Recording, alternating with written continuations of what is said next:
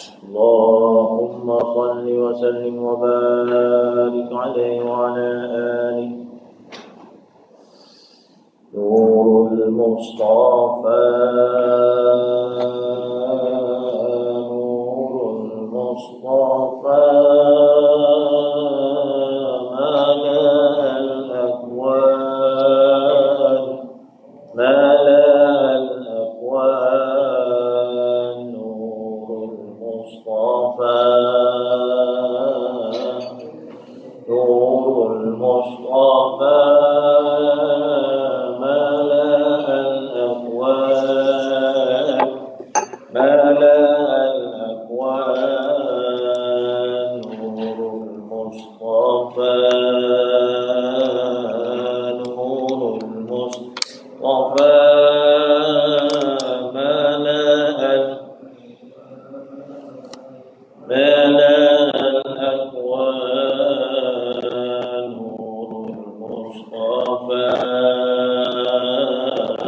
نور المصطفى منبع الأكوان منبع الأكوان نور المصطفى نور المصطفى ملأ الأكوان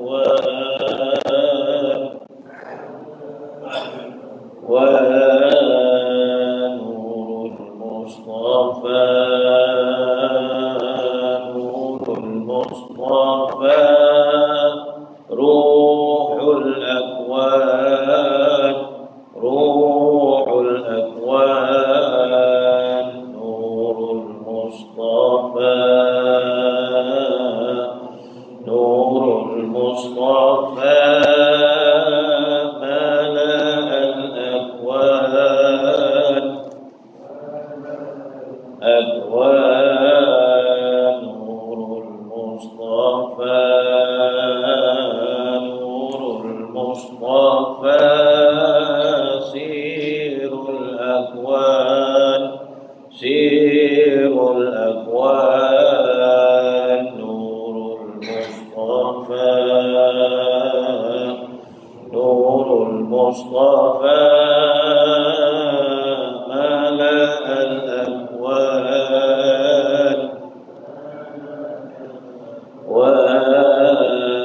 وهو المصطفى هو المجتبى صلى الله عليه في كل الأزمان نور المصطفى نور المصطفى ملأ الأكوان ملأ الأكوان وصلى الله على سيدنا محمد وعلى آله وصحبه وبارك وسلم. أعوذ بالله من الشيطان الرجيم. بسم الله الرحمن الرحيم. الحمد لله رب العالمين والصلاة والسلام على أشرف الأنبياء المرسلين سيدنا محمد وعلى آله وصحبه أجمعين. رب اشرح لي صدري ويسر لي أمري واحلل عقدة من لساني يفقهوا قولي. اللهم زدنا علما وفهما وألحقنا بالصالحين آمين يا رب العالمين.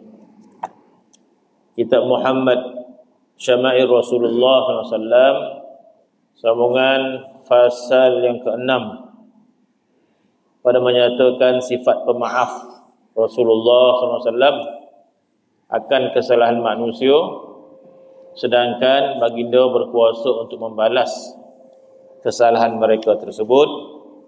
Hadis surat 106.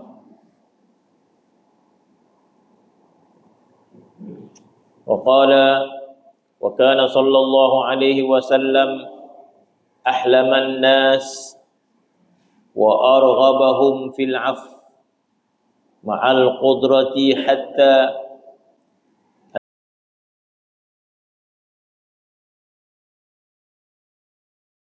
وفضة فقاسمهما بين أصحابه. وقام رجل من أهل البادية Faqala ya Muhammad, wallahi la in amaraka Allah an ta'dila fama araka ta'dilu. Faqala alaihi salatu wassalam, wayhak, faman ya'dil alayka ba'di. Falamma walla wa qala rudduhu alayya ruwaidan. Hadis yang bermaksud adalah Nabi sallallahu alaihi wasallam adalah terlebih bersifat dengan halim daripada segala manusia. Jadi halim itu adalah sifatnya para anbiya, para rasul alaihi wassalatu wassalam. Allah Subhanahu wa taala menyifatkan Nabi Ibrahim, innahu la halimun awwah. Inna Ibrahim la halimun awwah. Sesungguhnya Nabi Ibrahim itu bersifat halim. Nabi sallallahu alaihi wasallam ketika mana menegur Sayyidina Umar radhiyallahu anhu supaya Sayyidina Umar lebih bersifat halim. Sebab Sayyidina Umar satu ketika dia teringin, adapun dia begitu cepat menghukum seseorang. Tapi Sayyidina Umar menghukum itu disebabkan dia sangat menjaga keselamatan Nabi sallallahu alaihi wasallam.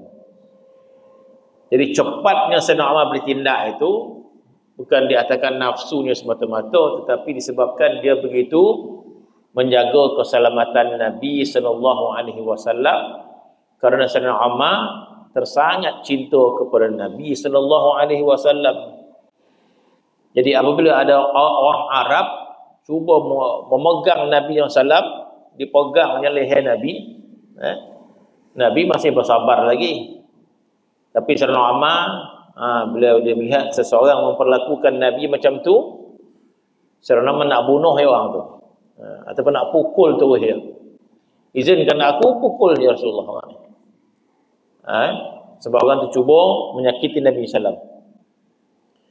Maka Nabi tegur Sayyidina Umar, wahai Umar, kun haliman. Umar, hendaklah engkau bersifat dengan halim. Halim ni maksud bersabar. Jangan cepat bertindak menghukum dan sebagainya. Maka Nabi mengatakan, kada halimun ayyakuna nabiyyan. Ketahuilah Umar, hampir-hampir orang ada sifat halim itu menjadi nabi. Kada halimun ayyakuna nabiyyan. Hampir-hampir orang yang ada sifat halim itu menjadi nabi. Jadi bermaksud kalau kita berakhlak dengan akhlak Nabi, salah satu dia halim. Halim ini sabar, tidak cepat menghukum. Tengok oleh situasi ni, apa masalah jadi kita bila orang berkelahi, kita lampang orang ni. Tengok cerita dia apa ni, sabar dia kan. Kita bila orang apa, tahu kita bertindak, hukumnya salah kita hukum. Jadi Nabi kata kepada Sayyidina Umar, hendaklah engkau bersifat dengan halim. Hampir-hampir orang yang ada sifat halim itu menjadi nabi. Sebab sifat halim ini adalah pakaian para Rasul alaihi wassalatu wassalam. Allah Subhanahu wa taala menyebut secara khusus sifat Nabi Ibrahim, inna Ibrahima la halimun awwah. Sesungguhnya Nabi Ibrahim itu sifatnya halim. Sekiranya para anbiya itu bersifat dengan halim, maka sudah pastilah Nabi ini orang yang paling bersifat dengan halim. Sebab Nabi adalah ketua kepada semua para anbiya alaihi wassalatu wassalam. Nabi kita ketua. Apa maksud ketua? Bermaksud Nabi ini yang terbaik daripada segala sifat Nabi. Kalau Nabi itu Sayyidul Anbiya, Nabi itu Sayyidul Mursalin, bermaksud Nabi lah yang paling sempurna akhlak dia. Nabi lah yang paling sempurna akhlak dia. Nabilah yang paling sempurna sifat. Segala sifat yang baik itu ada pada diri Nabi sallallahu alaihi wasallam. Sehingga dikatakan ulama bahawa Nabi kita itu adalah merupakan lautan akhlak. Nabi kita itu adalah lautan akhlak.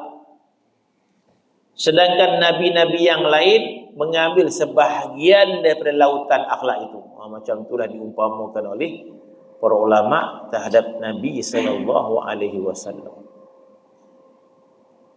Dia kata para anbiya yang bersifat dengan sifat yang baik-baik itu mengambil sebahagian daripada lautan sifat Nabi sallallahu alaihi wasallam. Bermaksud Nabi kita lah yang punya sifat. Kalau sifat halim, Nabi kita lah orang yang paling halim. Sebab dikatakan kana sallallahu alaihi wasallam ahlam. Adalah Nabi sallallahu itu ahlam. Ahlaman nas bermaksud manusia yang paling bersifat dengan halim. Wa arghabahum fil af. Kemudian sifat Nabi pula arghabahum ni sangat gemar untuk memaaf. Bukan sekadar pemaaf, ramah nak maaf. Masya-Allah. Kalau sikap pemaaf tu bagus dah. Tapi bukan sekadar pemaaf, ramah pula nak memaafkan. Jadi Nabi sallallahu alaihi wasallam segala sifat yang baik itu adalah daripada sifat kebaikan Allah Subhanahu wa taala. Allah Subhanahu wa taala lebih sempurna kebaikan dia. Jadi kalau Nabi itu disifatkan arghabahum fil af, Nabi itu sangat suka nak memaafkan orang. Maka Allah Ta'ala lebih pada itu lagi. Sebab itu kita bila minta ampun kepada Allah Subhanahu Wa Ta'ala, kita kata apa? Allahumma innaka afuun tuhibbul af fa'fu anni. Pada malam Ramadan kita baca doa tu. Allahumma innaka afuun. Ya Allah, engkau itu maha pemaaf. Tuhibbul af. Allah Ta'ala tu sifat dia tuhibbul af, suka untuk maaf. Masya Allah. Kalau orang tu ada sifat suka maaf, hebat orang tu. Kalau orang tu boleh maaf, dia mampu memaaf, tu lain. Orang tu dia mampu, kalau orang buat salah dia mampu maafkan. Itu lain, mampu maaf. Ini suka pula. Bermaksud dia lebih suka memaafkan daripada tak maaf. Kan lain. Suka maaf. Cinta untuk memaafkan orang. Kalau kita tengok orang yang suka memaafkan orang, kenapa orang dia ada sifat suka maaf orang? Kenapa? Kenapa dia suka? Bukan sekadar boleh maaf, dia suka nak maafkan orang. Masya Allah. Ini orang yang paling baik. Sangat baik. Dia bukan sekadar boleh maafkan, tapi dia suka maaf.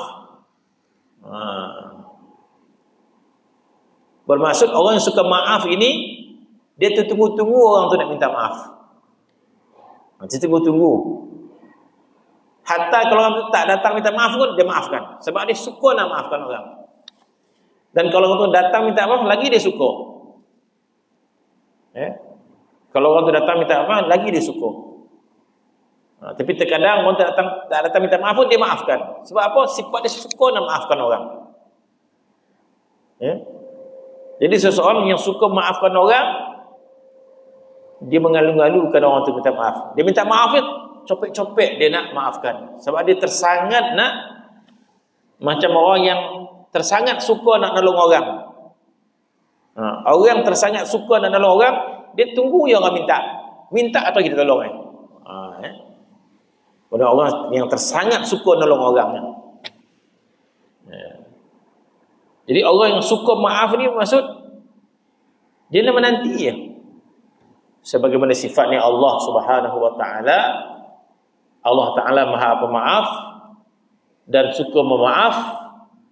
Dan Allah Ta'ala tunggu ya kita minta maaf. Ya. Allah Ta'ala tunggu kita maaf. Bermaksud Allah Subhanahu Wa Ta'ala ternanti-nanti kita minta maaf kepada dia. Dan bila kita minta maaf kepada Allah, itu yang hadis selalu dibaca, Allah Subhanahu Wa Ta'ala tersangat gembira dengan taubat hambanya. Gembira sungguh Allah Ta'ala dengan taubat kita. Allah Ta'ala tersangat gembira dengan taubat kita. Macam mana gembira Tuhan? Allah Ta'ala perumpamakan gembira supaya kita faham. Seseorang yang kehilangan barang dagangan, seseorang yang kehilangan unta dia yang penuh dengan barang dagangan. Unta ni dia boleh bawa borek, kata setengah kata dekat 1 tan dia boleh tanggung. Borek lah. Dia masuk barang dagangan di atas seekor unta, banyaklah. Mungkin modal tu 100,000 tu boleh letak atas tu unta. Jadi sebagai seorang ahli peniaga, atas unta ada barang dagangan. Modal habis di situ. Tapi dengan harapan bila dia jual ni 5 kali ganda boleh dapat ni. Tapi itulah modal atas unta tu. Tiba-tiba dia berehat, dia terlelap sekejap, buka-buka mata, huntur-huntur barang dagangan semua hilang. Tak boleh jadi gila je, sasau apa kan ataupun kecewa kan. Habis dah, habis. Allah Subhanahu Wa Ta'ala menggambarkan orang ni sangat sedih. Maka sangat sedih lelaki ni, sebab barang dagangan yang penuh tu hilang dengan unta-untanya. Allah Ta'ala gambarkan betapa sedihnya lelaki itu. Berdoa kepada Allah Subhanahu Wa Ta'ala agar dikembalikan barang dagangan yang hilang. Dia lama berdoa, terlalap lelaki ni tadi. Terlalap. Jaga-jaga, tercongok unta depan dia dengan barang dagangan, melampau kesukaan. Hasah suka dapat kita bayangkan orang hilang sesuatu, dapat kita hilang RM1 dapat balik, nek moyang yang ngasuh. Hilang suatu benda dapat balik. Tak riang ke? Ini satu barang dagangan unta dapat balik. Melompat lelaki tadi, terlampau gembira sehingga cakap pun tak balik. Dalam hadis begitu. Maka ya Allah, terima kasih ya Allah, terima kasih ya Allah, baiknya engkau ya Allah, engkau lah hamba, akulah Tuhan. Dia cakap tak balik. Allah Ta'ala tak ambil lah, tak ambil kira kata-kata dia tu. Tapi nak menggambarkan terlampau riang ni, cakap pun tak balik. Dia cakap, engkau lah hamba, akulah Tuhan. Terima kasihlah, engkau lah hamba, akulah Tuhan. Allah Ta'ala tak ambil kira lah kata-kata dia tu. Tapi nak mengabarkan terlampau syukur dia tu, cakap pun tak balik. Maka Allah Ta'ala mengatakan, Allah Ta'ala lebih gembira daripada lelaki itu dengan taubat hambanya. Allah Ta'ala lebih gembira dengan taubat hambanya berbanding lelaki yang dapat semua barang dagangan yang melampau-lampau itu. Allah Ta'ala lebih gembira, insyaAllah. Bermaksud Allah Ta'ala suka untuk maafkan kesalahan hamba dia, insyaAllah. Kita kata betapa mulianya Allah Subhanahu Wa Ta'ala. Jadi Nabi sifatnya macam tu. Nabi sifatnya mulia. Jadi kalau kita ada sifat yang mulia, kita sangat suka memaafkan mana orang. Maka Nabi sifatnya begitu. Maka sifat Nabi itu arghabahum fil af. Arghabahum ini sangat gemar, sangat suka fil af, untuk memaafkan kesalahan manusia.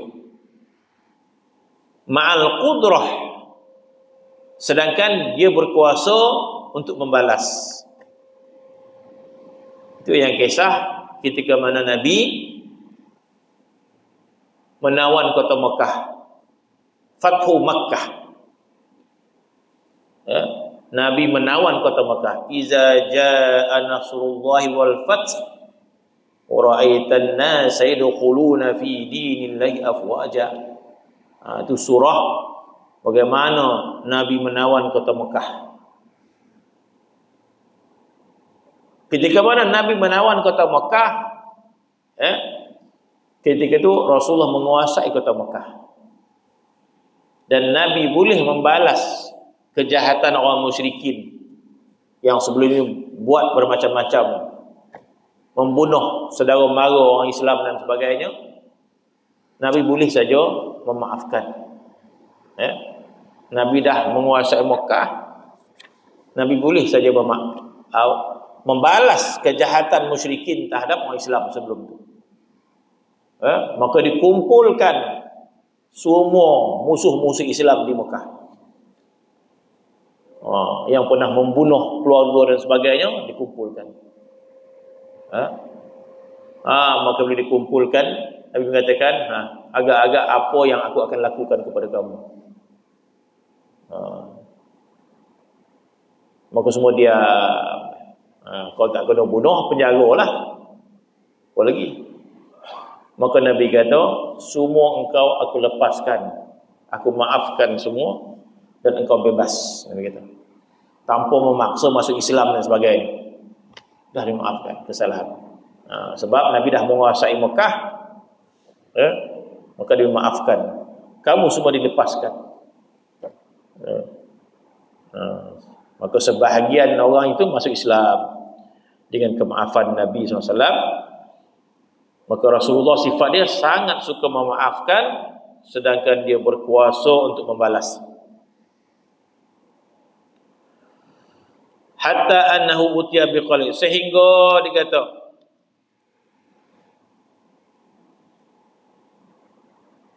sehingga bahawasanya didatangkan oleh orang akan dia dengan beberapa gelang daripada emas dan perak,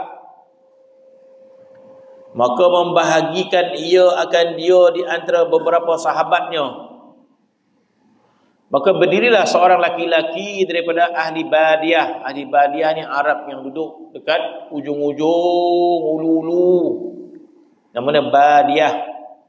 Jadi Arab yang duduk di ujung-ujung kampung ulu-ulu ni, dia kurang bahasa sikit, ataupun dia kurang faham, kurang beradab dan sebagainya. Dalam Quran disebut A'rabi. Arab yang duduk ujung-ujung kampung, dia bahasa dia kurang sikit. Ataupun disebut Badiah, ahli Badiah. Maka datang seorang lelaki ahli Badiah, yakni Arab Badawi. Badawi ni Arab kampung yang tinggal di pedalaman. Maka berkata ia, ya Muhammad, demi Allah bahawasanya menyuruh Allah akan dikau supaya adil. Muhammad ditagurnya Nabi. Bukankah Allah suruh adil? Maka tidak aku lihat engkau melakukan adil. Jadi dia melihat Nabi bagi itu. Ditegur ni Nabi SAW. Allah Ta'ala suruh belakang adil sikit. Masya Allah, yang ditegur tu siapa? Yang ditegur tu Nabi yang orang yang paling adil kan. Maka sabda Nabi, wayhak. Wayhak ni sayang yang kau. Wayhak ni makna wayhak ni makna betapa silapnya engkau. Wayhak salah tu. Wayhak ni salah kata-kata engkau itu. Wayhak. Ataupun kata apa pula macam tu pula. Macam mana kamu boleh kata macam tu? Itu maksud wayhak. Wayhak, macam mana kamu boleh kata macam tu? Maksud dia wayhak itu. Wayhak, macam mana kamu boleh cakap macam tu? Nabi mengatakan, siapa yang adil atasmu? Siapakah yang lebih adil daripada aku? Dan berkata, siapakah orang yang lebih adil daripada aku?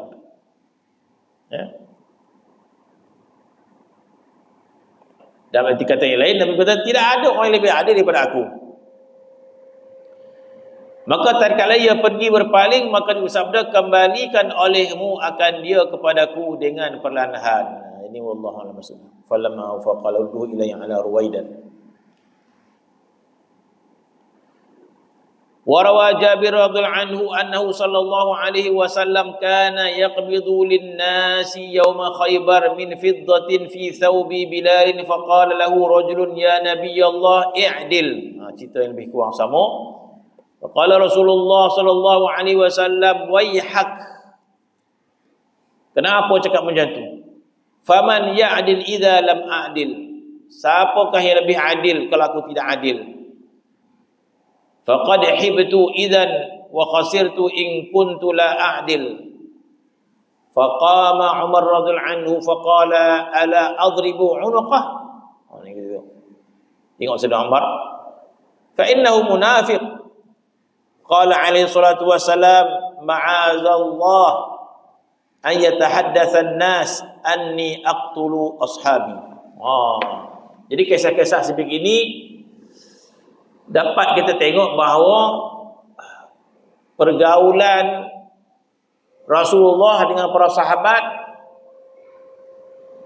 mana pergaulan Nabi dengan sahabat dipenuhi dengan bermacam-macam suasana. Bukanlah suasana-suasana baik semua, tak. Jadi kehidupan Nabi dengan para sahabat macam-macam bentuk dia. Jangan kita sangka kehidupan dia dengan sahabat ni untuk semua senyap, tak. Bermacam-macam. Ada yang bergurau berlebih-lebih, ada. Bergurau berlebih-lebih, ada. Apa lagi kita? Bermacam-macam lah kita kata. Sahabat dengan sahabat bergurau lebih. Sayyidina Abu Bakar dengan Sayyidina Umar pernah bertengkar. Sayyidina Umar, Sayyidina Abu Bakar, walaupun seorang sahabat yang sangat hebat, di dalam perbincangan masing-masing mengatakan dia betul. Jadi penuh dengan kita kata kehidupan yang pelbagai, bukan satu. Begitu dia Rasulullah dengan isterinya, bukan untuk tak. Jadi kalau seorang lelaki, seorang suami tengok isteri dia macam-macam, jangan kau tak baik pula. Jangan pergi cik ubek hambui rumah pula. Dah seorang tok dia. Baru baik dia. Takkan baik nama dah. Tambah pula orang tu ada 2-3 orang rumah pula kan. Dihambui semua seorang tok semua. Nabi tak ada hambui-hambui pun rumah. Jadi mana dah yang nama dia wanita lah. Hatta isteri Rasulullah pun tak ada Nabi nak hambui dah. Jadi macam-macam kenah isteri Nabi ni. Jadi Nabi barulah Nabi betulkan dengan kehebatan dia kan. Pujuk dan sebagainya, marah, togo dan sebagainya, merajuk dan sebagainya. Nabi pernah tak bercakap dengan Siti Aisyah. Pernah tak bercakap sampai damam Siti Aisyah. Jadi kehidupan ni pelbagai. Itu keadaan dia, bukan satu dia. Bermaksud para sahabat ni mengalami pelbagai perasaan. Bukan pelbagai perasaan, marah, sedih, suka, semua ada. Terguris, semua ada. Jadi bagaimana Nabi nak menghadapi semua tu? Dapat tahu. Kontok semua, tak ada apa. Di pelbagai perasaan para sahabat, cemburu, dihina, masya-Allah. Kalau kita baca kisah para sahabat, masya-Allah kita kata. Pidangan tak diterima, perkahwinan yang tidak kafaah, itu semua menggambarkan syariat kepada kita. Perkahwinan yang tidak kafaah di antara Zaid bin Haris dengan Zainab binti Jahash. Bagaimana keluarga Zainab menerima pinangan Zaid, seorang kulit hitam, hamba, bayang, maka keluarga Zainab terima. terima dalam keadaan rasa malu pun ada. Tapi disebabkan Zaid itu yang meminangnya Rasulullah SAW, terima dalam keadaan malu dengan Nabi SAW. Tapi rasa tak sadar, terima juga. Dan bagaimana tekanan rumah tangga Zaid dengan Zainab, tertekan. Begitulah keadaan suasana kehidupan para sahabat. Bukan satu ragam, macam beragam-ragam. Begitu juga Nabi SAW. Nabi ada rasa serba salah ketika mana Zaid menceraikan Zainab. Nabi serba salah nak pinang Zainab. Sebab apa? Sudah pastilah akan ada rasa apa, bukan maksud kata tak perlu tengok orang, tak bermaksud orang akan melihat sesuatu yang tak elok. Dia suruh anak cerai dengan Zainab, lepas tu dia nikah dengan Zainab. Memang Zainab masya-Allah orang yang lawa. Maka dalam kisah Zaid minta panduan kepada Rasulullah SAW. Akhirnya Nabi kata dah ceraikan. Bila ceraikan, Nabi pula nikah dengan Zainab. Takkah orang boleh bercakap? Jadi modal untuk bercakap, kan? Itulah Nabi menghadapi berbagai perkara. Jadi bukan satu keadaan saja. Maka dikatakan Jabir radhiyallahu anhu menceritakan bahawasanya Nabi sallallahu alaihi wasallam adalah ia memberikan bagi manusia pada perang Khaybar. Perang Khaybar di antara peperangan yang sangat besar kemenangan dia. Perang Khaybar di antara peperangan yang sangat besar kemenangan dia. Perang Khaybar di antara peperangan yang sangat banyak ghanimah dia. Sebab Khaybar adalah perang Islam dengan Yahudi. Ini perang kemuncak lah. Sebelum tu ada perselisih faham, tapi Khaybar ni kemuncak perang orang muslimin dengan Yahudi, kemuncak dia. Jadi bila perang Khaybar kalah orang Yahudi, maka dihalau daripada Madinah. Dihalau daripada Madinah. Maka semua harta ni dirampas. Semua harta ni dirampas. Jadi inilah di antara perpegangan yang sangat menggembirakan Nabi sallallahu alaihi wasallam. Kemenangan yang besar. Kemudian ketika membahagikan harta Khaybar, maka Nabi membahagikan, memberikan manusia pada hari perang Khaybar daripada perak di dalam kain Bilal. Mana digunakan kain selendang Bilal, diletakkan perak. Maka berkata baginya seorang laki-laki, "Ya Nabi Allah, wahai Nabi Allah, perbuatlah halimu adil. Adillah sikit," kata dia. Jadi seseorang menegur Nabi SAW. Jadi apa maksud bila ada orang kata, "Ya Rasulullah, adillah sikit"? Apa maksud dia? Bermaksud Nabi tak adil. Itu maksud dia. Bila ada seorang menegur Nabi, "Ya Rasulullah, berlaku adillah sikit." Jadi apa maksud dia? Maksudnya dia mengatakan Nabi tak adil. Jadi menuduh Nabi tidak adil. Berburuk sangka dengan Nabi SAW. Merendahkan martabat Nabi SAW. Jadi kata-kata itu bila Nabi itu, "Ya Rasulullah, bersifatlah adil." Jadi kata-kata mengandungi makna Nabi tidak bersikap dengan adil. Tahmah kepada Nabi SAW. Maka apa yang berlaku? Maka Nabi berkata, "Waihak, macam mana kamu boleh cakap macam tu?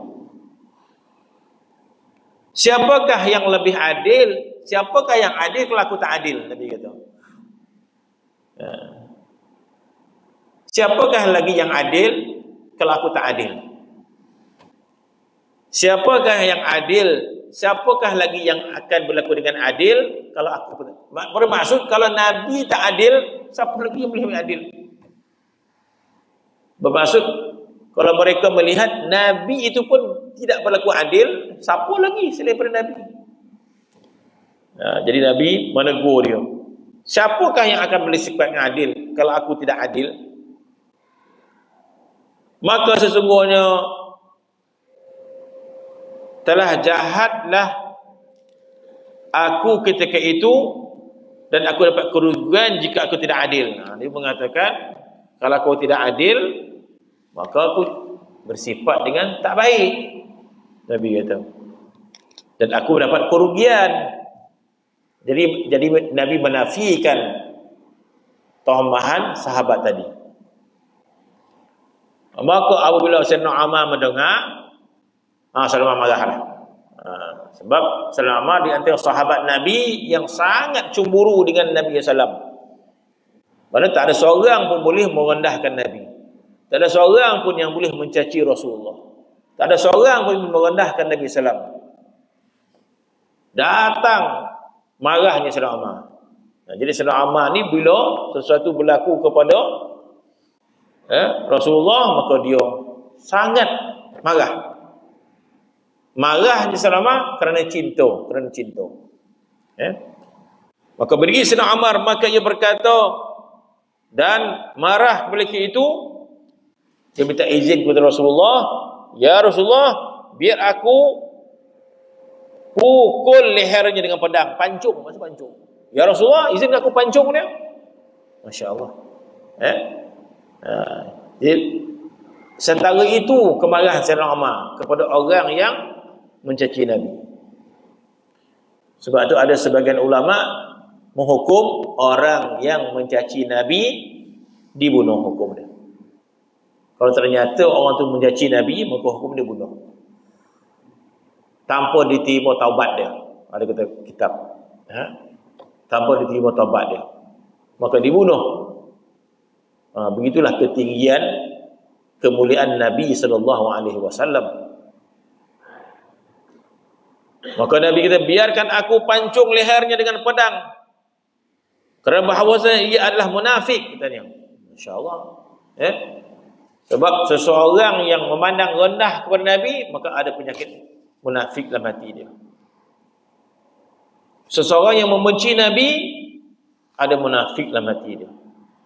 Seorang yang merendahkan derajat Nabi, ada munafik. Iman kita tak benar. Kalau sesuatu kita merendahkan derajat Nabi, ada sifat munafik dalam hati kita. Tidak mungkin seorang mukmin itu merendahkan derajat Nabi. Tidak mungkin seorang mukmin itu dia membenci Nabi SAW.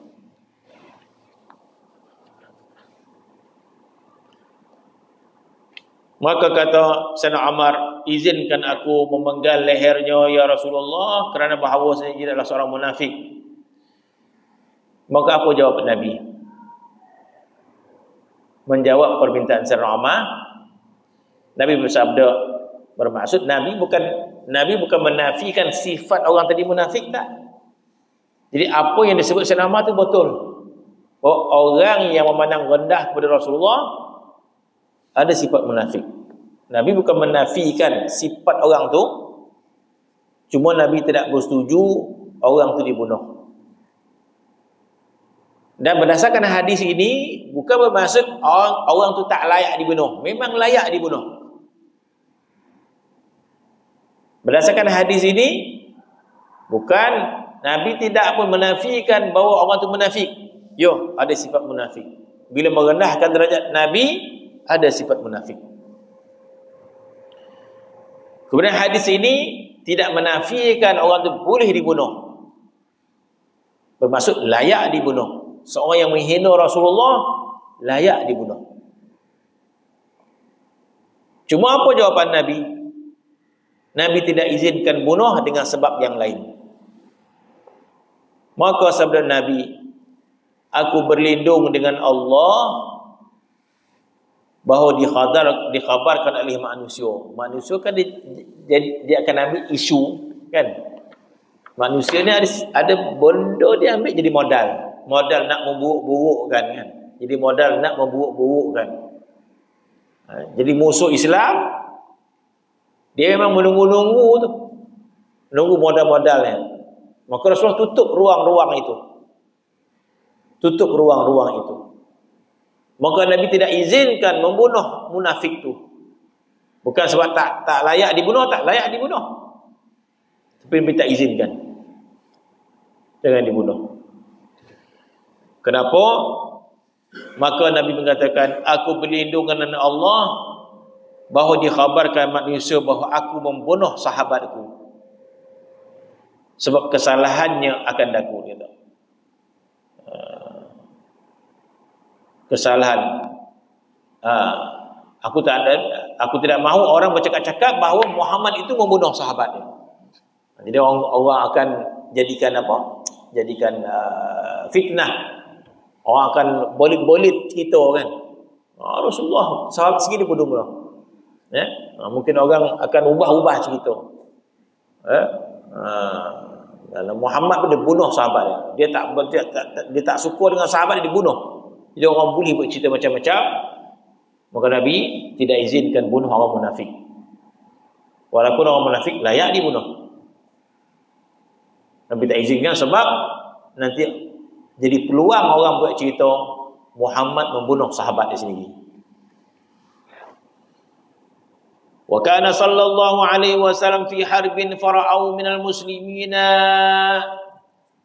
ghirratan faja'a rajulun hatta qama ala ra'si Rasulillah sallallahu alaihi wasallam bisayf faqala lahu man yamna'uka minni faqala Allah fasaqata as-sayf min yadihi فأخذ رسول الله صلى الله عليه وسلم السيف وقال من يمنعك مني فقال كن خير آخذ قال أشهد أن لا إله إلا الله قل أشهد أن لا إله إلا الله وأني رسول الله فقال لا غير أني لا أقاتلك ولا أكون معك ولا أكون مع قوم يقاتلونك فخلى سبيله فجاء إلى قومي فقال جئتكم من عندي خير الناس. Hadis ini menarik. Dan satu ketika adalah Nabi sallallahu alaihi wasallam dalam satu peperangan, dalam suasana berperang. Dan musuh melihat daripada muslimin itu satu kelalaian, yakni pada ketika itu adalah orang muslimin yang bersama-sama dengan Nabi itu sekaliannya lupa, yakni tiada dijaga, dan tinggallah Nabi seorang diri berehat di bawah satu pohon. Bermaksud orang Islam terlupa, Nabi tinggal seorang.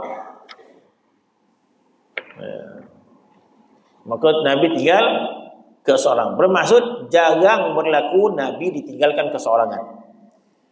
Bahkan para sahabat bila Nabi keluar rumah mesti akan orang mengiring ikut.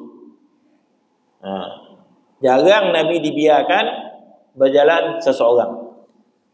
Kecuali Nabi sengaja larikan diri daripada sahabat. Tapi kalau Nabi keluar saja, maka sahabat akan ikut. Kecuali Nabi keluar, memang dia tak ada sahabat ikut. Itu pun sahabat akan bertanya, Rasulullah mana? Rasulullah. Sebab itu ada kisah para sahabat kehilangan Rasulullah. Jadi dicari-cari di rumah tak ada. Jadi sahabat risau, Rasulullah mana? Kami rasa bimbang, kata sahabat, kalau Rasulullah bertemu dengan Rukanah. Ada seorang musyrikin nama dia Rukanah, ahli gusti yang hebat. Penggusti yang hebat. Nama dia Rukanah. Bila Nabi kehilangan, sahabat kata, bimbang-bimbang kalau Nabi bertemu Rukanah, Habilah. Memang Nabi pergi jumpa Rukanah. Kisah yang panjang lah. Nabi jumpa Rukanah. Nabi berdakwah kepada Rukanah, seorang musyrikin ahli gusti yang hebat. Tak ada siapa pun yang boleh mengalahkan Rukanah. Jadi sahabat ni bimbang Nabi bertemu dengan Rukanah, habislah kata sahabat. Rupa-rupanya memang Nabi berdakwah kepada Rukanah seorang diri sahaja. Maka jarang Nabi ditinggalkan oleh para sahabat.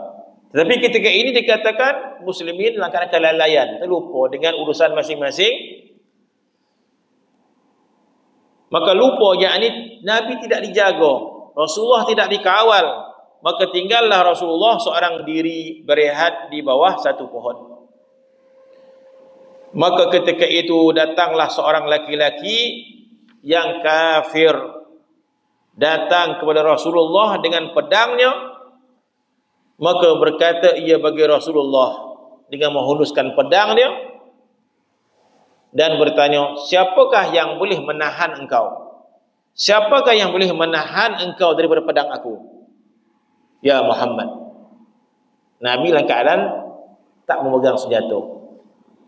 Siapakah yang boleh menegah engkau? Siapakah yang boleh menahan engkau daripada pedang aku ini? Maka sabda Nabi, Allah. Nabi sebut Allah. Allah lah yang menegahkan aku daripada itu. Allah yang akan menegah. Allah yang akan menegah aku daripada kejahatan pedangmu. Jadi bila Nabi sebut Allah, lalu gugur pedang musyrikin tadi. Masya Allah. Menggambarkan betapa kuatnya kalimah Allah yang keluar daripada mulutnya Nabi sallallahu alaihi wasallam. Sebab itu ulama mengatakan bahawa kalimah Allah yang keluar daripada hati yang yakin boleh menggegarkan makhluk. Kalimah Allah yang keluar daripada hati yang yakin boleh menakutkan iblis, boleh menakutkan syaitan. Kalimah Allah yang keluar daripada hati yang yakin, kuat, teguh, yakin kepada Allah Subhanahu wa taala, itu menakutkan makhluk. Jadi betapa teguhnya kalimah Allah yang keluar daripada mulut Rasulullah sehingga jatuh pedang, menggelotar tangan musyrikin tersebut, ya. Maka lalu gugur pedang itu di tangan lelaki itu. Masya Allah. Maka Rasulullah mengambil pedang itu, Nabi pula hunus kepada musyrikin itu. Nabi pula bertanya, sekarang siapa yang boleh menegahkan engkau dengan pedang ni? Sekarang siapakah yang boleh menegah engkau daripada aku? Maka lelaki itu pun datang, pandai dia. Pandai dia buat lobby.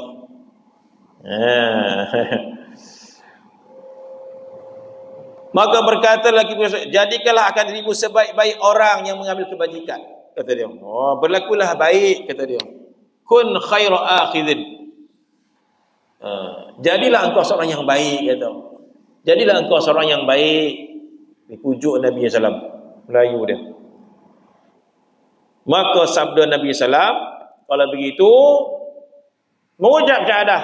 Nabi kata, Qul, katakan olehmu, asyhadu an la ilaha illallah wa anni rasulullah. Katakan olehmu kalimah syahadah, tiada Tuhan melainkan Allah dan aku ini Rasulullah. Katakan. Nabi kata. Suruh lelaki tadi.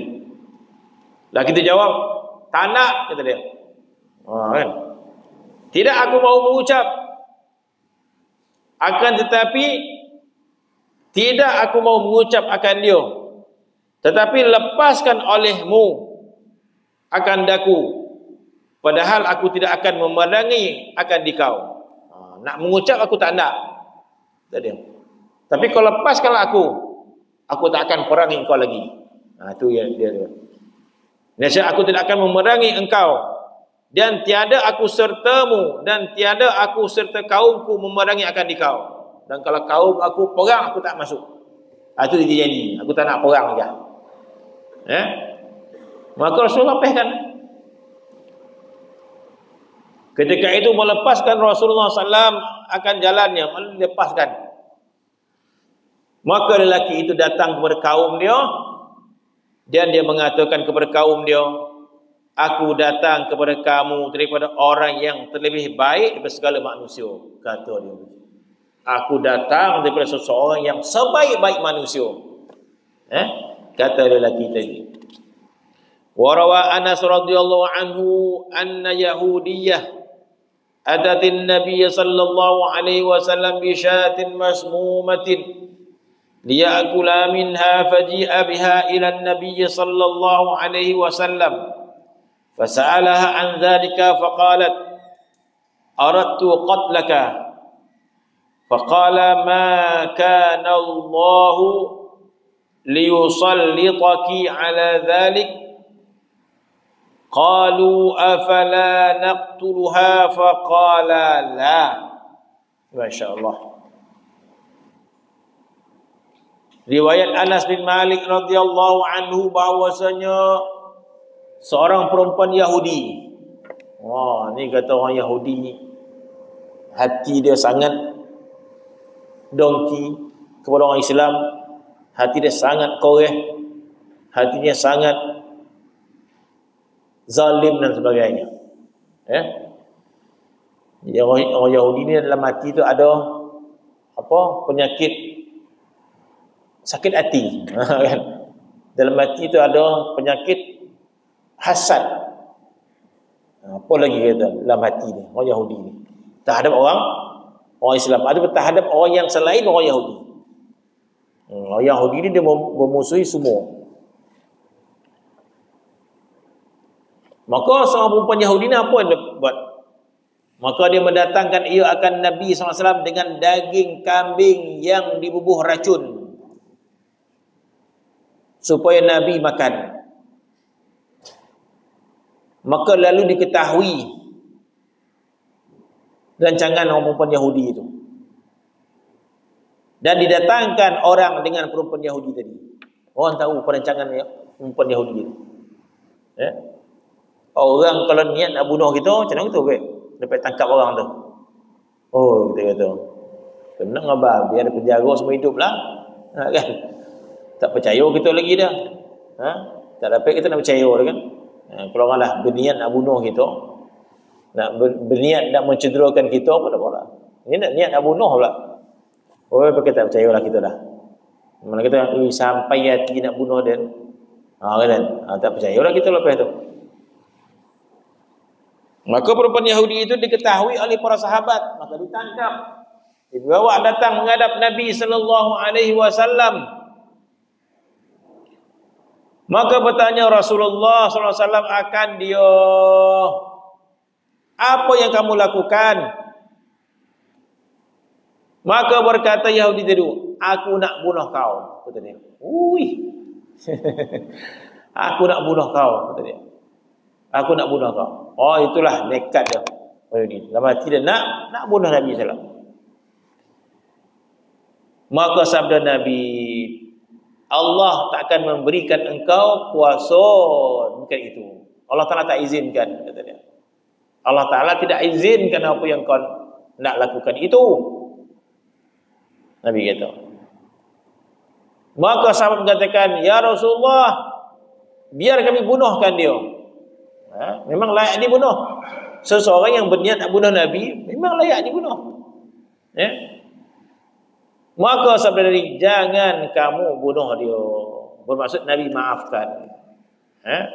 Sahabat nak bunuh, Nabi tak bunuh. Wa saharahu rajulun minal yahudi fa akhbarahu Jibril dzalika hatta istakhrajahu wa halal uqada fa wajada lidzalika khifatan wa ma dzakara dzalika lil yahudi wala azharu alaihi qattu. Dan yang lain pula memperbuat sihir, saharahu rajul. Jadi bermaksud sihir ini memang wujud. Sihir ini memang wujud. Jadi sihir ini daripada syaitan. Sihir daripada jin dan syaitan. Maka seorang lelaki memperbuat sihir akan Nabi SAW oleh seorang lelaki daripada Yahudi. Maka mengkhabarkan akan Nabi oleh Jibril alaihissalam. Jibril yang beritahu Nabi ada orang melakukan sihir terhadapmu ya Rasul. Bermaksud kepada Nabi pun orang buat sihir. Maka diberitahu oleh Jibril alaihissalam sehingga mengeluarkan akan sihir itu. Bermaksud Jibril alaihissalam mengeluarkan sihir itu. Ada usaha juga untuk keluarkan sihir itu. Hatta istakhrajahu, dikeluarkan sihir itu. Wa halal uqad, dan terungkar segala simpulan tali. Dia ada sihir yang digunakan dengan tali. Di zaman Nabi dah pelbagai jenis sihir. Ada sihir yang diikat dengan tali.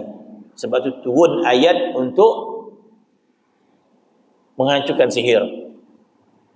Itu surah Qul a'udzu birabbil falaq min syarri ma khalaq wa min syarri ghasiqin idza waqab wa min syarri naffasati fil uqad. Uqad ni simpulan sihir. Qul a'udzu birabbil falaq min syarri ma khalaq wa min syarri ghasiqin idza waqab wa min syarri nafathati fil uqad wa min syarri diberi kejahatan nafatha ni hambui macam dukun-dukun hambui tu puh tu nafas nama dia. Keadaan rawatan Islam pun hambui juga, tapi rawatan Islam hambui dengan ayat Quran. Kita dinamakan nafas juga, kan? Nafas itu ayat Quran. Tapi sihir digunakan ayat-ayat yang lain. Wa min syarrin nafatsati fil uqad, daripada kejahatan yang dihembus pada simpulan tali. Wa min syarri hasid idza hasad, daripada kejahatan orang yang hasad. Kemudian turun ayat Qul a'udzu binnas malikin nas ilahin nas min syarril waswasil khannas allazi yuwaswisu fi sudur minal jinnati wan nas. Ini ayat-ayat untuk membinasakan sihir. Hatta istakhrajahu wa halal uqad, sehingga dikeluarkan sihir itu wa halal uqad, dan terurailah simpulan tali sihir. Fawajada lidzalika khiffat. Tengoklah keadaan. Maka Nabi jadi berat badan dia. Maka selepas dikeluarkan sihir itu dan dibatalkan sihir itu, maka dikatakan fawajada lidzalika khiffatan. Maka Nabi rasa ringan tubuh badannya. Dan tiada menyebutkan Nabi SAW akan demikian itu bagi Yahudi itu, dan tiada menzahirkan ia akan dia di atas sekali. Dah selesai tu, Nabi tak cari orang dia dan sebagainya. Dah Nabi selesai. Nabi tak ungkit, Nabi tak tuntut dan sebagainya. Qala Ali radhiyallahu anhu ba'athani Rasulullah sallallahu alaihi wasallam ana wa Zubair wal Miqdad faqala intaliqu hatta ta'tu raudata khakhin fa inna biha za'inatan ma'aha kitabun fakhudhuhu minha fantalaqna tu'adi bina khairuna hatta ataina raudata khakhin فوجدنا امرأة فقلنا اخرج الكتاب فقالت ما معي كتاب فقلنا لتخرجن الكتاب أو لننزعن الثياب فأخرجته من إقاصها فأتينا به النبي صلى الله عليه وسلم فإذا فيه من حاطب بن أبي بلتعة كسان مشهور إلى أناس من المشركين بمكة يخبرهم أمرا من أمر النبي صلى الله عليه وسلم فقال يا حاطب ما هذا فقال يا رسول الله لا تعجل علي ما فعلت ذلك ارتدادا عن ديني ولا رضا بالكفر بعد الإسلام إني كنت امرأ ملصقا في قومي وكان من معك من المهاجرين لهم قرابات بمكة يحمون بها أحدهم فأحببت إذا فاتني ذلك من النسب منهم an attakhidha fihim yadan yahmuna biha qarabati wa lam af'al dhalika kufran wala ridan bil kufri ba'da al-islam wala irtidadan an dini. Faqala sallallahu alaihi wasallam innahu sadaqakum. Faqala Umar radhiyallahu anhu da'ni adrib 'unuq hadha al-munafiq. Faqala sallallahu alaihi wasallam innahu syahida badran wa ma yudrika la'alla Allah 'azza wa jalla qad ittala'a 'ala ahli badr faqala i'malu ma syi'tum faqad ghafartu lakum. Jadi hadis ini masya-Allah punya beberapa pengajaran. Yang pertama, Allah Subhanahu wa taala sentiasa menjaga dakwahnya Nabi sallallahu alaihi wasallam. Allah Subhanahu wa taala menjaga dakwah Nabi sallallahu alaihi wasallam. Dan Nabi sangat meyakini bahawa kehidupannya dijaga oleh Allah Subhanahu wa taala. Maka di antara penjagaan Allah Subhanahu wa taala kepada agama Islam, maka tidak dibenarkan sesuatu perancangan Islam itu diketahui oleh musuh. Maka di antara perancangan rahsia Nabi akan menawan Mekah. Nabi akan menawan Mekah. Maka perbincangan itu di kalangan sahabat-sahabat yang tertentu sahaja. Di kalangan Islam merancang untuk menawan kota Mekah. Jadi sesuatu perancangan yang melibatkan negara, yang melibatkan orang dan sebagainya, ini satu benda kita kata bermaksud zaman Nabi dah ada enactment dah. Kita rahsia negara. Namanya rahsia negara. Jadi rahsia negara ni tak boleh dibocorkan. Kalau dibocorkan boleh bunuh. Rahsia negara yang besar-besar lah. Rahsia nak perang negara, rahsia nak ni rahsia besar-besar negara ni. Kalau ada orang bocor, boleh bunuh orang tu. Sebab ni benda-benda yang besar-besar. Jadi Nabi nak tawan kota Mekah. Tidak sepatutnya ada di kalangan sahabat yang membocorkan.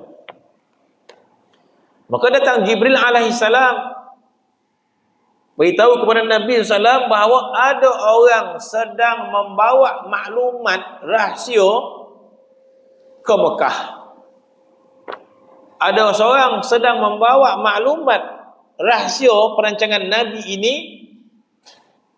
Ada surat rahsia sedang dihantar ke Mekah.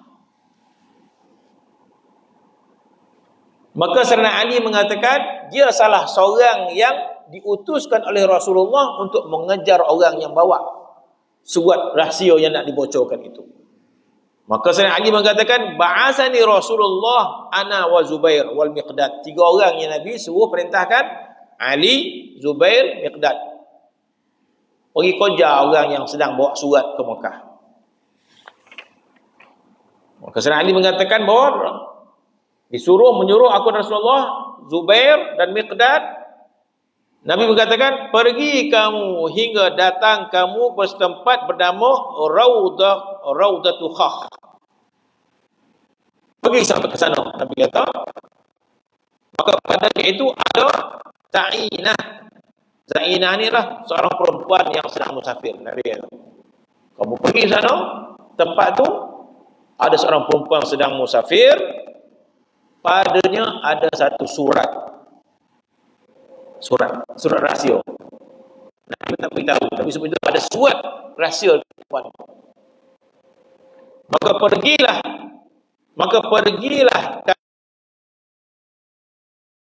masuk senali pecut betul kuda-kuda tu. Sebab Nabi suruh dapatkan surat tu segera. Senali dengan pantasnya kata. Salim kata, kami naik kuda sangat pantas. Hebatnya Sayyidina Ali. Pecut betul-betul. Lampu merah, lampu apa semua pelanggar. Sehingga kami datang pada tempat bernama Raudatu Khakh. Maka kami dapati akan seorang perempuan. Dapatlah perempuan tu. Maka terusnya Sayyidina Ali Cakap, tak atau kami telanjangkan engkau. Nak bagi kau atau kami yang akan telanjangkan engkau, kata Sayyidina Ali. Tak ada nak apa dah. Jika tidak engkau keluarkan dia, maka terus dia mengeluarkan surat itu daripada sanggul rambutnya. Maka dibawa balik surat tu. Dia tak mengapa ke perempuan tu. Dia ambil surat tu buat balik. Maka dibawa balik surat tersebut. Dan tiba-tiba surat itu, yang salah bukan perempuan tu salah. Yang salah siapa yang hantar surat ni? Kan? Siapa yang hantar surat ni? Perempuan tu tak salah. Perempuan tu tukang bawa surat. Dia pun mungkin tak tahu apa kandungan surat tu. Dia tukang bawa ayam. Maka perempuan tu tak tahu apa kan. Jadi siapa yang hantar surat ini? Tiba-tiba tersebut dalam surat itu daripada seorang sahabat Nabi bernama Hatib bin Abi Balta'ah. Nama sahabat. Daripada beberapa manusia kepada orang kafir musyrikin yang ada di Mekah, yang mana musyrik Mekah itu adalah kaum keluarga dia. Tapi orang kafir di kaum keluarga dia. Padahal mengkhabarkan dalam surat itu akan sekalian kelakuan Nabi. Apa Nabi rancang dan sebagainya. Maka dia panggil Hatib bin Abi Balta'ah. Apa makna surat ini? Nabi tanya, apa makna surat ini? Ini surat ini dah membocorkan rahsia ni. Nabi tanya Hatib bin Abi Balta'ah. Maka jawab Hatib, ya Rasulullah, jangan engkau segera murka, jangan cepat marah. Kata Hatib, tidaklah aku berbuat ini sebab aku murtad, tak. Bukan aku murtad daripada agama aku. Dan tidak aku redha kepada kekafiran, kekufuran, tak. Daripada aku Islam. Hanya sahaja katanya, aku adalah seorang yang berhubung dalam kaumku. Kaum ni masih ada yang bukan Islam, masih ada lagi. Dan dia sentiasa berhubung dengan kaum keluarga yang berislam di Mekah. Dan segala orang yang sertamu daripada muhajirin adalah bagi mereka itu kerabat dalam Mekah. Masih lagi ada kaum kerabat di Mekah yang memelihara mereka itu, dengan dia akan ahli mereka itu. Maka aku kasih ketika luput akan daku demikian itu daripada mereka itu, daripada bangsaku, bahawa aku jadikan di dalam mereka itu seseorang yang memelihara mereka itu dengan dia dan kerabatku, padahal tiada aku perbuat demikian itu sebab aku jadi kufur atau murtad dan tidak redha dengan kufur. Kemudian aku masuk agama Islam dan tiada aku murtad agamaku. Maka sabda Nabi sallallahu alaihi wasallam membenarkan ia akan kamu. Lalu berkata Sayyidina Umar, biarkan aku penggal leher dia. Bermaksud Hatib ini menceritakan perancangan Nabi nak masuk Mekah. Tapi tujuannya bukan untuk, tujuannya supaya kaum kerabat bersedia dengan harta yang ada di Mekah. Bukan tujuan yang lain. Bukan tujuan untuk mengalahkan orang Islam, tak. Dengan tujuan yang lain. Tapi tujuan itu salah lah. Sebab beritahu perancangan Nabi. Maka Sayyidina Umar mengatakan, ya Rasulullah, izinkan aku penggal leher orang ini sebab dia munafik. Kata Sayyidina Umar, biarkan aku memukul leher munafik ini dengan pedang. Maka apa sabda Nabi? Sabda Nabi, wahai Umar, Hatib bin Abi Balta'ah ini pernah menyertai peperangan Badar. Hatib bin Abi Balta'ah ini salah seorang sahabat Nabi yang menyertai peperangan Badar melawan musyrikin. Lalu kenapa? Maka kata Nabi, tidak dan tiadalah memberitahu akan dikau. Mudah-mudahan Allah, apa ayatnya? Memudahkan Allah. Mudah-mudahan Allah melihat kepada ahli Badar. Mudah-mudahan Allah bermaksud, mudah-mudahan Allah itu memandang dengan pandangan belas kasihan kepada ahli Badar. Dan Allah Ta'ala berkata kepada ahli Badar, apa Allah Ta'ala sebut ahli Badar? Allah Ta'ala berkata kepada seluruh sahabat yang menyertai peperangan Badar, i'malu ma syi'tum. Kamu buatlah apa saja yang kamu nak buat, faqad ghafartu lakum. Allah Ta'ala dah ampun siap-siap dah. Bermaksud dia ada kelebihan sahabat yang berpeperangan Badar. Kalau ada dosa yang dilakukan selepas itu, Tuhan dah ampunkan siap-siap dah. Kecuali dosa syirik lah. Apa saja kesalahannya, Tuhan dah ampunkan. Jadi Hatim bin Bata'ah ada ahli Badar. Dia melakukan kesalahan yang besar yang boleh layak dibunuh. Tetapi Nabi kata dia adalah ahli Badar. Bukankah Allah Subhanahu wa taala mengatakan bahawa ahli Badar ini telah pun diampunkan dosa dia siap-siap. Jadi begitulah besarnya tentang kemuliaan